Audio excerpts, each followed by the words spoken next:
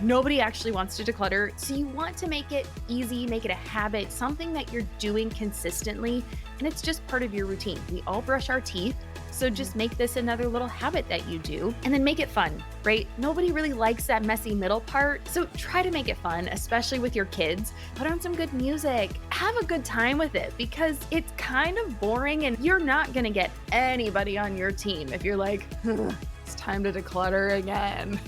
Welcome to the No Guilt Mom podcast. I am your host, Joanne Crone, joined here by the lovely Bree Tucker. Why, hello, everybody. How are you? We got our red lips on and we are ready to roll today. Red lips, rock and roll, baby. Bam! If you need a confidence boost, may we highly recommend Red Lips. They are the best confidence boost there is. In today's episode, when we first got on with our guest, both her and Bree were rocking Red Lips and I was not.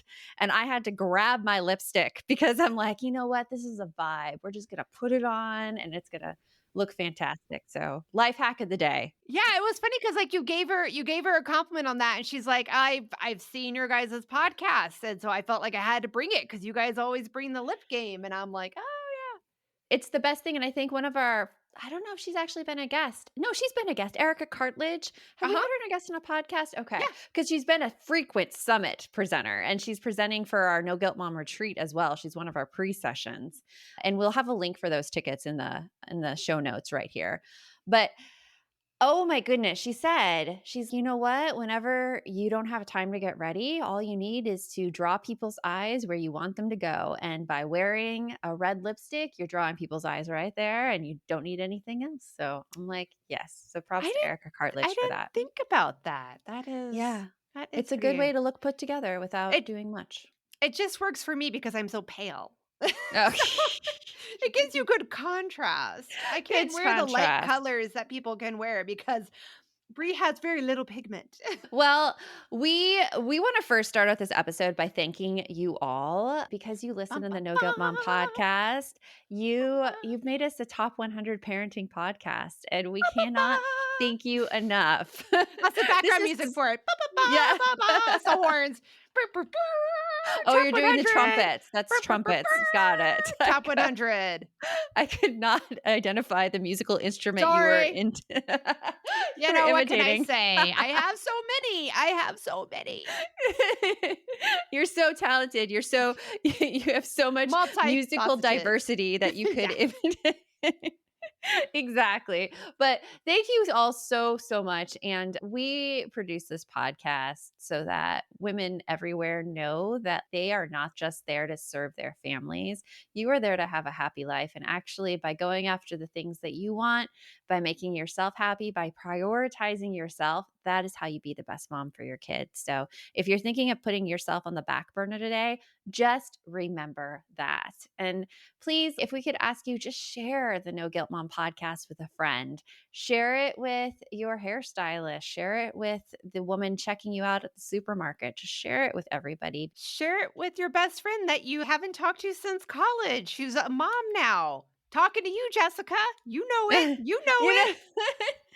The more that we can get this message out, the more women we affect. And I believe that this is completely world changing. So thank you again. Which brings us to our guest today. We hear so often in our balance community from you listening that decluttering's hard. Like decluttering is usually one of the goals we hear about the most. Yes. Because let's face it, it's not fun. Decluttering, not a fun use of time. You want to be there. Yeah, you want to be at the end, but getting there is a rough path. It really is. It is. It's totally rough. So today we have a 15-minute solution for you that our guest Deanna Yates, who's the founder of Wannabe Clutter Free, and she's the host of the Wannabe Clutter Free podcast and the creator of the Chaos to Calm Summit series. She helps families ditch the clutter weighing them down so they can stop spending all of their time managing their home and more time enjoying it with the people who live there. You are going to so enjoy this episode because you're going to get some actionable tips that you can take right away. So without any further ado, let us welcome our guest, Deanna Yates. You want mom life to be easier. That's our goal too. Our mission is to raise more self-sufficient and independent kids, and we're going to have fun doing it. We're going to help you delegate and step back. Each episode will tackle strategies for positive discipline, making our kids more responsible and making our lives better in the process. Welcome to the No Guilt Mom Podcast.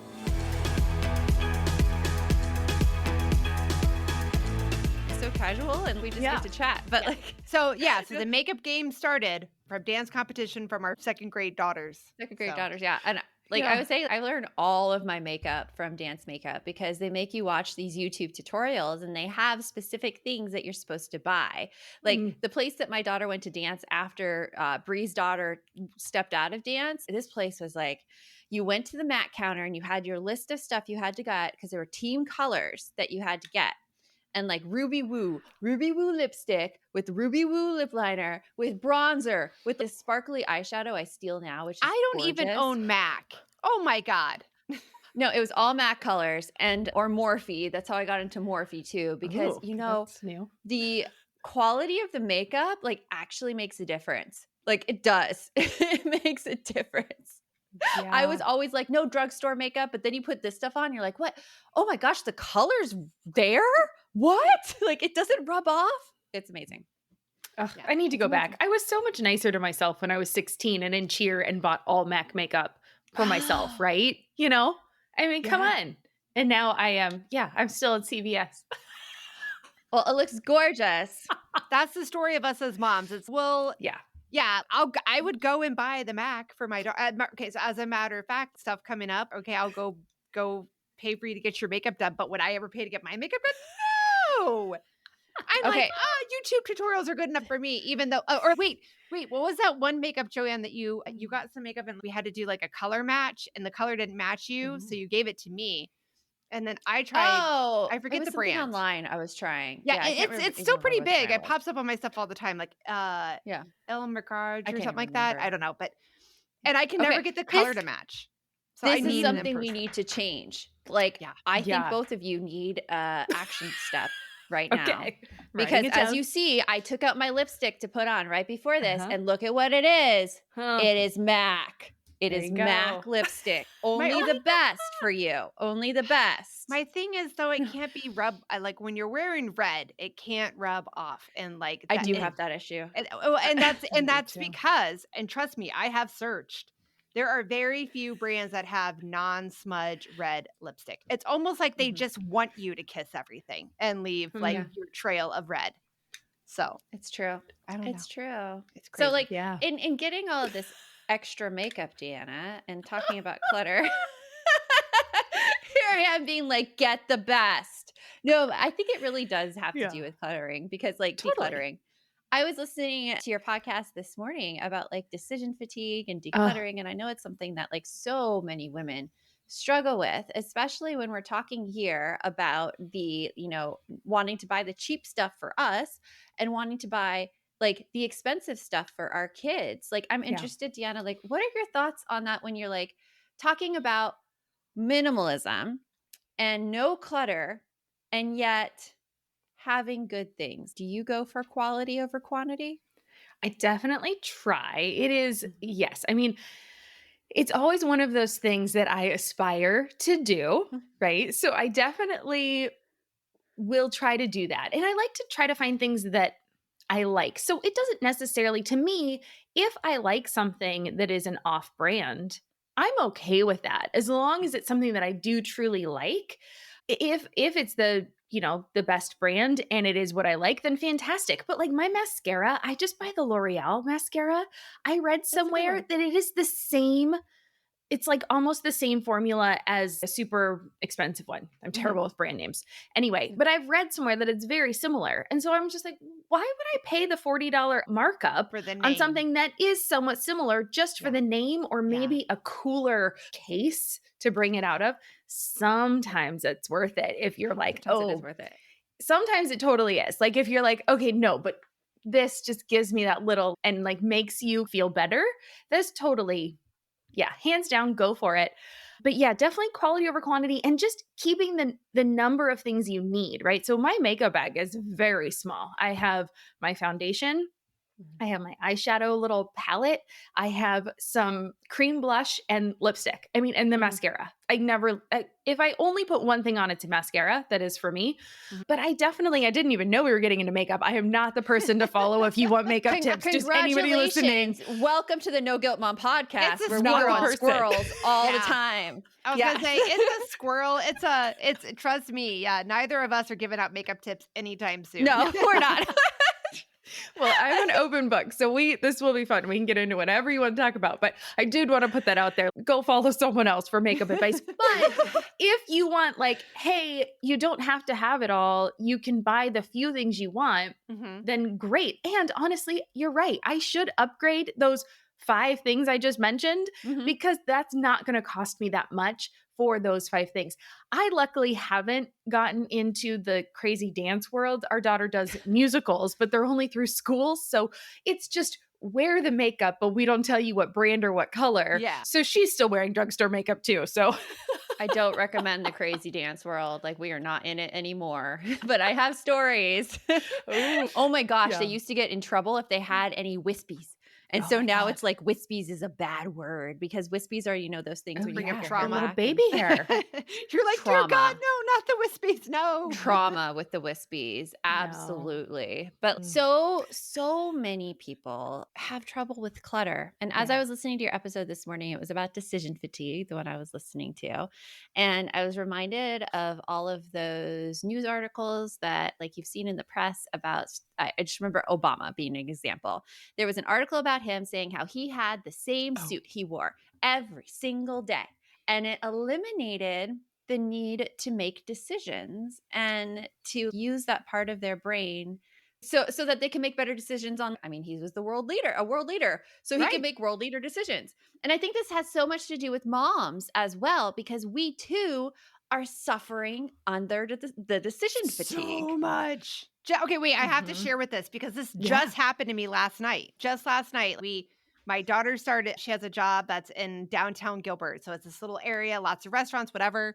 And I said to my husband, we don't have any kids tonight. We should go out to eat. And he goes, oh yeah, I got a plan. And I'm like, great. This is 2 hours beforehand. We get downtown, we park, drop her off at work. And I turned to him and go where are we going? And he goes, well, we've got choices. And I went, whoa, I'm going to stop you right there. You said you had a plan. Bree's decision-making is done for the day. So whatever it is, you figure it out here in the next 5 seconds as we walk out of this parking garage. She's got it. Yeah. But right? It's a big thing. Just it's a the big idea thing. of one more choice. I was like, oh, heck no. I'm done. Yeah. And with clutter, Deanna, so many women go home and I swear I hear the goal all the time. I'm going to declutter. I'm going to declutter. I'm going to declutter. And it never, ever happens. So what I really want to focus on with you is those steps that people can take to start decluttering, even if they've said they would declutter for the past 30 days and haven't done it yet. Yeah. So thinking about how to get this started. So what do you recommend doing first when you're talking about getting your clutter under control? Well, first and foremost, understand that it's not going to happen overnight. I think we all make these goals all the time, whether it's to declutter, lose weight, make friends, better our relationships, whatever. And we just automatically go from, I've never done this thing, or I haven't done this in a very long time, to I'm going to be perfect at it. Right. Oh my gosh. It's so all or nothing for sure. Right. So all or nothing. So first, let's ditch that. Just stop right now and just say, okay, small changes. Small changes are going to make a difference. And if you do them consistently, and consistently doesn't have to mean every day, right? Mm-hmm. I think that also can derail people. They think if I start this thing and I mess up one day, I go, forget it, throw in the towel. This is it. I'm done. I failed. I'm never going to be able, gosh, what a failure, right? And you just start talking so meanly to yourself. Yeah, I think you're speaking to so many people in our audience right now. Yes. Yeah. So you just need to say, okay, well, I messed up today. Or say I'm going to give myself 2 passes this week, right? I'm going to try to declutter for 5 minutes a day. And if I have a day where I'm just oh, I just can't do it, or I've already done too much, or something happens, your kid gets sick, they end up, they need to go to the ER because they break a finger or whatever, right? You never know. As moms, we just never know what's going to come our way. Anything can happen. Mm-hmm. So I think if you give yourself 2 passes, like I have 2 passes a week, and if I have to use them, great. And if I don't, well, fantastic. Bonus for me. Maybe I reward myself with some MAC lipstick, or, a coffee with a friend, or whatever it is that you are looking for that really would make you feel great about yourself. So ditch the all or nothing. Ditch the all or nothing and give those 2 passes to yourself. I think that those are great suggestions. And I cannot wait to hear more of your suggestions right after this. Are you a parent in need of a laugh and a little escape? Look no further. Parenting is a Joke is the podcast you've been waiting for. Hey, I'm Ophira Eisenberg. I'm a stand-up comic and parent. And each week I chat with one of my top comedian pals who, just like you, are juggling careers, busy lives and schedules, and raising a family. You can expect candid stories, hilarious mishaps that happen on stage and at home, and just a lot of laughs. There's no expert advice here. Well, actually, sometimes a good idea does sneak its way in, but mostly just pure, relatable fun to remind you that we're all in this parenting adventure together. New episodes of Parenting is a Joke drop every Tuesday, so tune in, get ready to laugh, unwind, and maybe even feel a little bit better about your own parenting. Because sometimes that's exactly what your therapist, pediatrician, and bartender ordered. Subscribe now on your favorite podcast platform. Are you overwhelmed by the things that get in the way of you doing what you want to do? Are you looking for ways to simplify life to better align with your values? Do you want to create space in your schedule so you have room for more of the good stuff? Play, joy, relationships, gratitude, and more? If you answered yes to any of these questions, I invite you to check out Edit Your Life, a podcast to help you edit the unnecessary from your life so you have more room to enjoy the awesome. Through episodes with me, Christine Coe, and a range of super smart, compassionate, and thoughtful guests, you'll come away with big picture insights and practical ways to declutter your home, schedule, and mental space without getting bogged down by perfection. I have always believed that small moments and actions matter tremendously. My goal is to help you find agency and space in your life through doable baby steps that will leave you feeling accomplished instead of overwhelmed. Check out Edit Your Life wherever you enjoy your podcasts. When it comes to raising kids, there's so much to consider. Things like, what do we feed them? When do we feed them? How do they sleep? What does it look like to raise kind kids? How does their nervous system work? How do I keep myself calm? What are my triggers? There's so much that comes into play, and we are distilling all of that information for you at Voices of Your Village podcast, where we bring experts in the field of early childhood and education and psychology and across the board so that you don't have to comb the internet for information. You get to show up and hang out and have shame-free, judgment-free conversations and insights into what it looks like to raise kind, empathetic, emotionally intelligent humans. I'm Alyssa Blask Campbell. I have a master's degree in early childhood education. I'm a mom of 2, and I am walking this journey right alongside you doing this work. Come hang out with me at Voices of Your Village, and we can dive into real conversations with actionable tips. So Deanna, you told us, ditching the all or nothing mentality, giving yourself some passes. Like, what else when we're just struggling to start this decluttering process? All right, let's get into the actual decluttering, right? Because those 2 things I just told you were more like mental, okay, this is great, but this isn't actually helping me, right? I'm not actually seeing anything happen here. So let's pick one place to start. Now, people will tell you all sorts of different places to start. Some people tell you to start in your bathroom because you're getting ready in there every day. Some people will tell you to start in your entryway. Some people tell you to start in your bedroom. It's personal. Like, you have to decide where you want to start. And my favorite place to tell you is, where are you the most frustrated?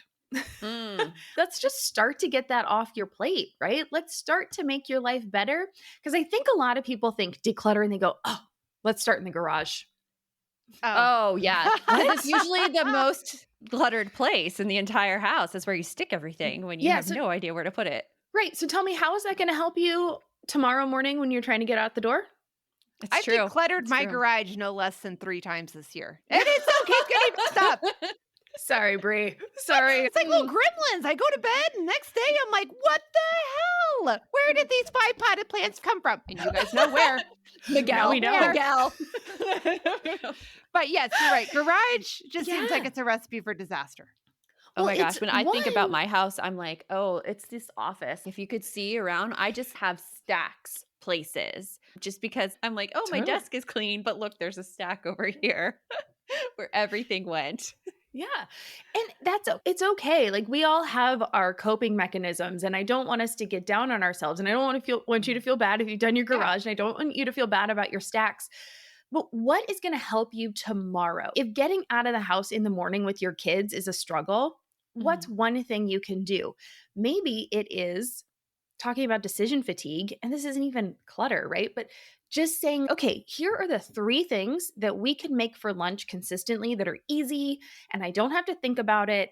And they're just my go-tos. We actually we have 3, I guess, in our house that we go to. And now, are they the most nutritious?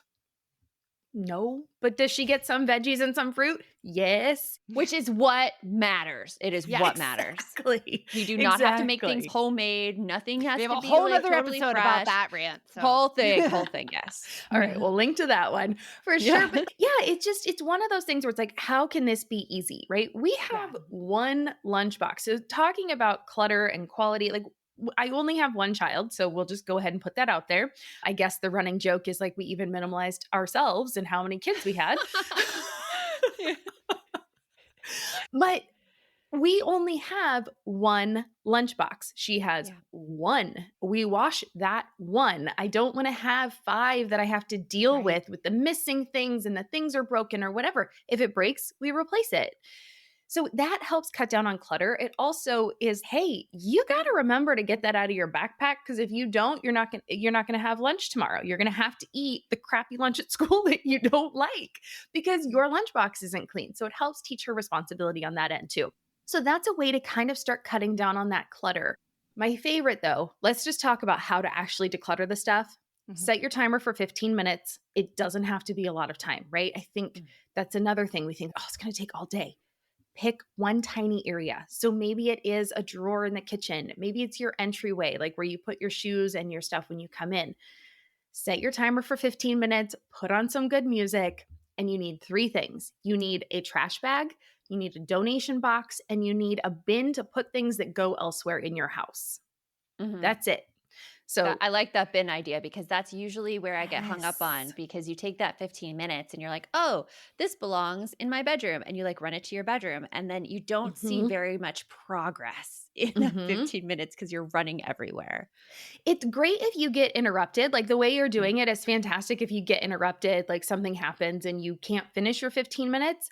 But even with the bin, you've already got it in a place that you can just pick it up and you can put it off to the side if your kids interrupt you, if you have little kids, right? Or if you need to take care of something else.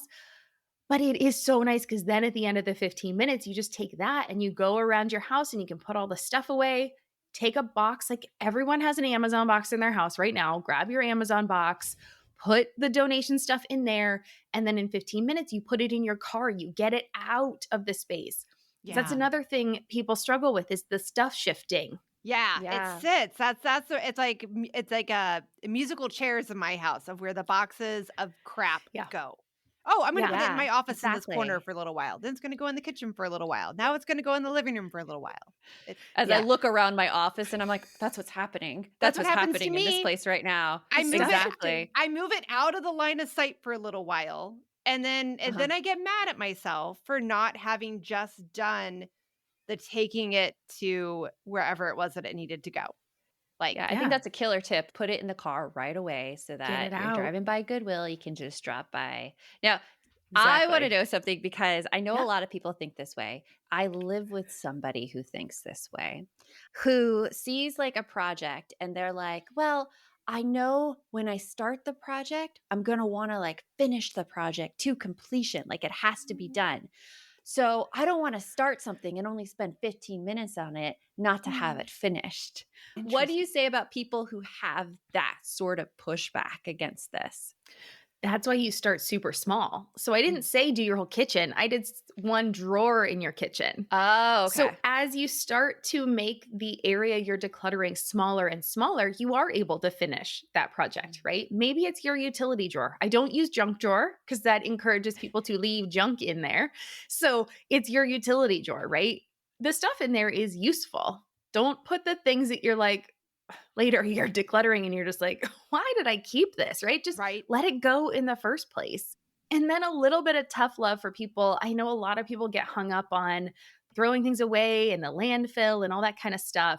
Once it comes into your house, its eventuality is going to be that it ends up in the landfill, right? Eventually it all turns into garbage. So obviously, let's be responsible. Let's recycle when we can. Let's donate when we can. I love my local Buy Nothing group because sometimes something's not quite ready to donate, or like it's not good enough to donate. Like I don't feel like wherever the charity shop I give it to would really want this thing or be able to sell it. But someone on my Buy Nothing group can figure out how to make it work again. I had a coffee maker I gave away that wasn't working for me. And whatever I did, I just could not get it to work. But I put it on my Buy Nothing group with the full disclosure that I can't get it to work, but maybe you can. Some woman came, she's like, oh, I've got a son that loves to take things apart and make them work. So she came and picked it up and reported back to me, yeah, he got it working and we love it and blah, blah, blah. I love the idea of a Buy Nothing group. I forgot about those. Yeah. I'm going to search for those in my area. Do you know if there's any in Phoenix, Bree? Yeah. Have you seen Yeah, anything? I'm in a few. I'll invite you to a few of them.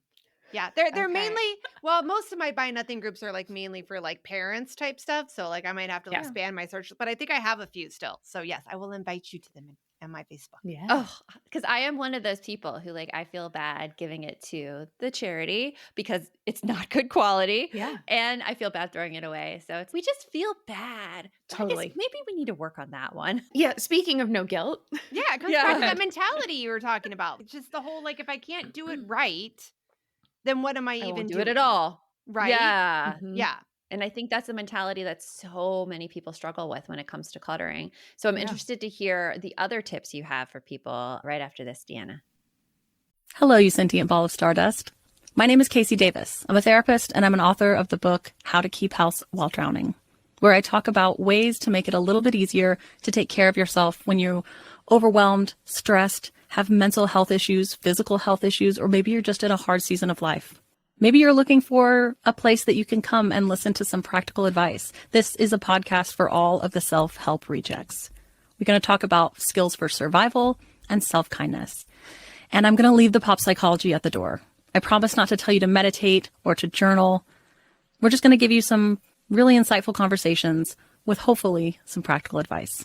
So I don't believe you need to pick yourself up by the bootstraps. I don't want you to just try harder, and I don't believe that laziness exists. So join me over on Struggle Care, where we can find compassionate solutions that help us function a little bit better. Lynn, this time of year, parenting can be such a flusterclux. You've come to the right place. I'm Lynn Lyons, and I've been treating anxious families for over 30 years. I'm Lynn's sister-in-law and co-host Robin Hudson. Join us for Flusterclux, a podcast for parents who worry. Wait, that's everybody. Yeah, these last few years have felt like one long anxiety attack for so many. Why do you think parents are always surprised that a podcast about anxiety relates to them, even if no one in their house has an anxiety disorder? Well, worry is human. Everyone does it, and anxiety shows up when we face uncertainty. All the parenting tips you've taught me have been essential. I love to break it down into skills we need to manage worry in our families. We've covered so many topics: depression, burnout, meltdowns, perfectionism. Don't forget scary mothers-in-law. Right, but of course that's not my mother-in-law. Because that's my mother. And a listener. As a psychotherapist, I like to teach parents and kids how to respond to everyday moments in healthy ways. Managing anxiety really can be taught. It really can. And I'll even tell you what to say. We talk about serious stuff, but without being too serious. Anxiety wants everything serious. Anxiety doesn't stand a chance when we're laughing, even about the tough stuff. Hey friends, if you're facing divorce, thinking about it, or navigating the chaos it can bring, I've got something just for you. I'm Kate Anthony, and I host the New York Times recommended The Divorce Survival Guide podcast, your one-stop resource for surviving and thriving through divorce. Each week, we dive into everything from emotional healing and co-parenting to legal strategies and starting over. You'll hear from top experts, powerful guest stories, and maybe a little tough love along the way. Because divorce, it's hard, but you don't have to do it alone. This isn't just about getting through it. It's about rebuilding and reclaiming your life on the other side. Whether you're in the middle of a messy split or planning your next chapter, I've got your back. So hit that follow button and join me on the Divorce Survival Guide podcast, because survival isn't the end, it's just the beginning.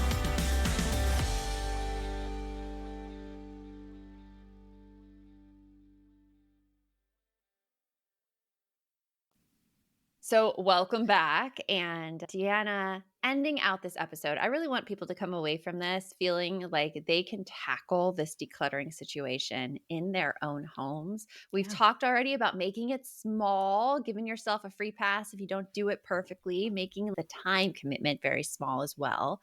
What else do you want to leave people with when they're doing this decluttering process? Make it part of a habit, right? And make it fun. Like, just kind of make it second nature. That's one of the things that has really helped us, especially I talked about this on that decision fatigue episode of if it's already the expectation, it's just so much easier for it to get done, right? If you just expect that when A happens, B is going to happen. So we have a very set bedtime, routine. Our daughter's 10 and she still has a very set bedtime, that she has to follow, because we're all happier when she gets sleep and when we get some time, right?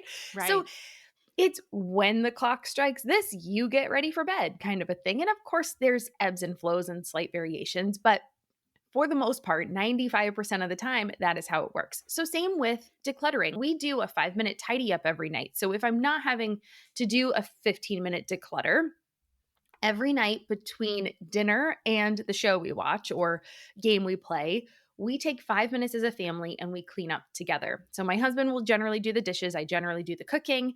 And then my daughter and I race around to clean up around the house. And this is where these bins come into play too, right? You take the laundry basket and throw everything you can in it and then go race and put it away. And what happens is, I know that's not quite like decluttering, but cleaning up your house is so nice. Like, it's nice to have that clean space. And as you start to do that, you will start to find, oh, I keep putting this same thing away every night. And I struggle to put it away on the shelf because there's all this other stuff on this shelf that is, I'm never putting that away. That never comes off the shelf. So maybe I should get rid of that stuff so that it's easier for this stuff to go back on the shelf.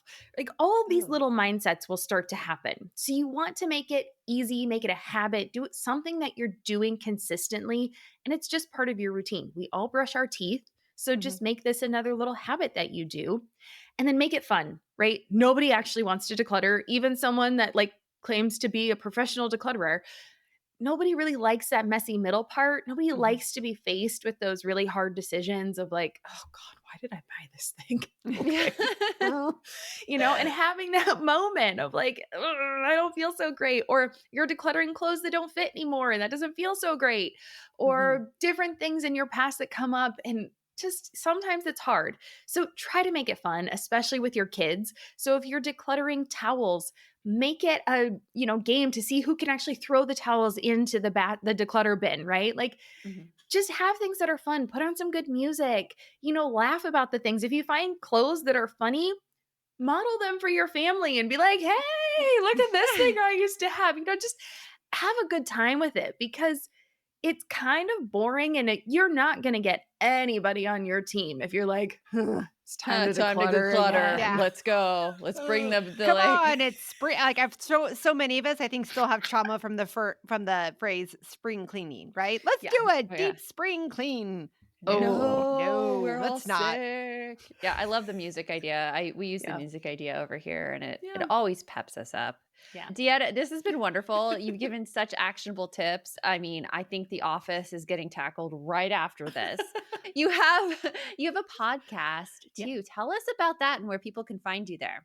Yeah, so the podcast is called Wannabe Clutter Free. It's all about this kind of stuff. I'm a very actionable kind of girl, and I have lots of guests on the show as well, sharing their tips and just experience with either minimalism or living with less. We do a lot with, all sorts of decluttering different areas in your home. So I would absolutely love for people to come over and join me over there. And then if they want, I'm at Wannabe Clutter Free on all the social channels. You can't miss me. Awesome. I love it. Well, thank you so much for joining us, and we'll talk to you soon. Yeah, sounds great. Bye. So I had an epiphany in that episode. Deanna's talking about at the end, like about how you're cleaning up and you find this, like, I don't know, we'll say a blanket. You find this blanket and you keep not putting away the blanket. And you ask yourself, why am I not putting away the blanket? Well, because it goes back next to this shelf, and the shelf is always cluttered because nothing comes off of the shelf because it's full of random crap I don't need. And I am like, if anybody watches the video, you can see the moment where the light bulb goes off of my head and I go, what? I have that shelf. I know exactly what shelf that is. It is in my dining room. And you know what's even worse, Joanne? The shelf doesn't even match the house. Like it came from my ex-in-laws gave me that shelf years ago. It doesn't match anything in my house. And it's there. That shelf just needs to go. It does. It's full of stuff I don't use. Well, they were very nice, very sweet. It's a nice shelf. Okay. I didn't have anything else, so I kept the shelf. But now it's like this eyesore about clutter because it does nothing but collect dust because it has nothing but knickknacks on it that nobody cares about anymore. It was I don't know where else to put it, so I'm going to stick it over there. Yeah, you have the shelf she was talking about, for oh sure. Oh my God, yes, I do. And I need to go through and just let myself have that permission that I don't need to hang on to it. I have a windowsill that is doing that same duty. Right? I need to clean that thing off. You know what is on my windowsill that's driving me crazy? I bought this murder mystery series, and I can't remember. I was really Hunt a Killer. Okay. And it was a box set, so it was like 5 things. It was class of '98, and they were having a reunion, and somebody died, and you have to figure out who killed them and why. And is it like a dinner party thing? Is that what that is? Is it like a game you play with a bunch of people?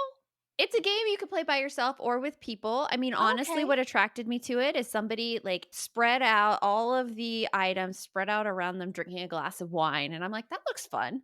Oh. So I've gone through 5 out of the 6 boxes. And there's one box left. I'm going to find the killer and then I can get rid of it. But have I done it yet? No, it needs to get off my shelf so that I can clean it off. Go on your calendar. You need to put it on my calendar that it's going to happen. Put it on my calendar with a nice glass of red wine. That sounds like a good night. Yeah. It does. That'd be great. You deserve that. Like you honestly deserve a date with yourself to do that. I do take that time. Sometimes I put it out in front of me and my kids are like, Mom, that's boring. I'm like, well, okay. And then they leave. And then you're like, and yet you're going to go watch YouTube for 3 hours and watch another kid play a video game. And that is fun? I don't understand our youth. I don't. I have turned into my parents. Like I am that insurance commercial where like the guys, you don't have to turn into your parents. Like when you buy a house kind of thing. Like I have turned into that. Like I'm out walking my dog in my neighborhood. Someone comes zipping down the street and I'll be like, slow down there. Oh, you have. Oh, wait. Well, I do that all the time anyways. That pisses me off if people are going too fast around kids. I'm just saying I have definitely embraced that older persona. I get the YouTube thing. I mean, they show me some stuff that I wouldn't even know of. I mean, I was having a great conversation about Mr. Beast and everything. And people around me are like, what, Mr. Beast? I'm like, yeah, I watch the videos when my son watches the videos because I want to know what he's doing. And I could go off on my Mr. Beast tangent right now. I think he's a genius. I love Mr. Beast. He does so many things that are so good that everyone who is a creator can really learn from. His videos are top notch. The way he uses storytelling as well as climaxes and oh my gosh, he's amazing. He's amazing. So I feel like I'm going to have to add a link. Am I going to have to add a link to this? Mr. Beast is huge, and he has his own candy company, Feastables. Like he's pretty amazing. So, but they've turned me on to all of that stuff, and we do it to our kids too. Last night we watched the Trevor Noah comedy special on Netflix with them, and they didn't get everything, thankfully, but they got a lot. Especially my 15-year-old, she really enjoys him. It's funny though, you know the reason she enjoys him is because every comedian makes fun of Taylor Swift in some way, whenever there's a music show or anything. But Trevor Noah did it really nicely. And his was actually funny, according to her. Yeah. So and he was. I love Trevor Noah. He's a wonderful comedian. Oh, so, that's awesome. I'm so sad that he left the Daily Show. Like, I loved that. I loved having him on there. But the I also Netflix miss special Jon is real Stewart. good. Yeah. Jon Stewart's on there now. I know. That's why I was like, Show, yeah. I'm like, but I love Jon Stewart. So I'm glad that he came back and at least does Mondays. Like, but again, I feel like I'm showing my age here. If people don't know, Bree's creeping up on the mid 40s. It's all about familiarity. It's all about familiarity. Yeah. I like things I'm familiar with for sure. So I am motivated to go through and do some. So I also was thinking while Deanna was talking about this whole thing, my room is my kitchen. Like I don't have this, like my house, my kitchen is not huge. So I definitely think if I could cut it into sections, like she said, I'm just going to do the drawers, like just the drawers. And then one day I will just do one pots and pan cabinet and then another pots and pan cabinet. Cause that's where I get frustrated and where I feel like my kitchen is cluttered. That and the plants that are everywhere. Yeah. I love you, Miguel. I love you, but dude, you got to stop buying plants until we can figure this out. He has a plants addiction. There are plants everywhere. Well, we want to hear the decluttering action that you take as a result on this episode. Can you go on Instagram? Just DM me. We are at No Guilt Mom. Just DM me. Say like, hey, I decluttered my blank. That's it. That's all you need to do, because we love hearing from you and we love hearing any ideas or any wins that you have. We might even shout you out on a future podcast. But we will shout you out. Yes, if you don't like that kind of thing, you could say, don't shout me out, Joanne, and I will not do it. So we just want to hear from you. Tell us what you did. Tell us shout out, and you will be on our next podcast episode. And then you'll figure out how we do our scheduling. But some people don't like to say they want a shout out. Like I wouldn't be one of those people. I would be like, here's what I did. And I would desperately hope for a shout out. But then like I wouldn't ever ask for a shout out. Do you know what I mean? I would feel that would be like too presumptuous. So but we're giving you permission to tell us if you want one. But I do hear you on the whole, but I wouldn't. Oh, that would totally be my daughter. My daughter would be like, oh my God, that's so embarrassing. Yeah, but then love it. She'd love it if she did it. Yeah. So shout out to you, Audrey. You're amazing. Oh my God, I'm gonna have to make her listen to this episode. All right. Okay. Until next time, remember, the best mom's a happy mom. Take care of you. We'll talk to you later. And thanks for stopping by.